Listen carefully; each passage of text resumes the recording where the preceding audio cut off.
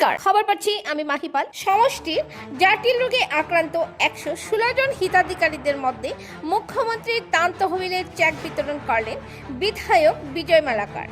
উপনির্বাচনে জয়ী হওয়ার পর থেকে সমষ্টির বিভিন্ন সমস্যা নিজের সমস্যা মনে করে এখনো পর্যন্ত সমাধান করে যাচ্ছেন। এর আগে বহু বিধায়ক এসেছেন, কিন্তু বিধায়ক বিজয় মালাকারের মতো মানুষের পাশে দাঁড়ানো বিধায়ক আসেননি।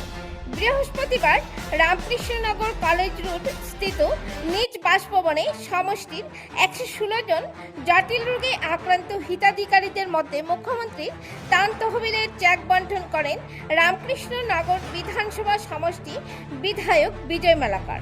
চেক বিতরণকালে ওনার সঙ্গে ছিলেন ভৈরবনগর জেলা পরিষদ সদস্য রাজেশ দাস, জেলা ওবিসি মোর্চার সভাপতি গোপীমোহন নাথ, জেলা এসটি মোর্চার সভাপতি মানিক বর্মন, ওয়ার্ড কমিশনার সন্দীপ দত্ত, দুর্লভছড়া মণ্ডল বিজেপির সাধারণ সম্পাদক মনোজ নাথ, যুব মোর্চার সদস্য গৌরীশ দাস ও অন্যান্য কার্যকর্তারা। এরপর চেক বন্টন নিয়ে সংক্ষিপ্ত বক্তব্য রাখেন বিধায়ক বিজয় মালাকার। রামকৃষ্ণনগর থেকে হাইলাকান্দি দর্পণ টিভি প্রতিনিধি গৌতম সরকারের রিপোর্ট।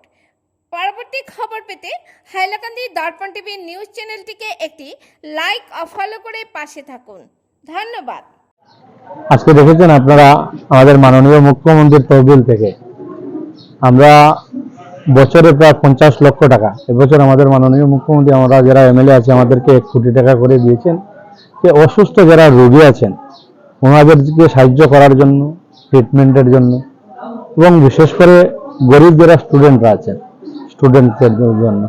আজকে আপনারা দেখেছেন 116 জন রোগী এবং কিছু স্টুডেন্টদের মধ্যে আমরা চেক ডিস্ট্রিবিউট করেছি আমাদের মাননীয় মুখ্যমন্ত্রীর তহবিলের থেকে দেওয়া।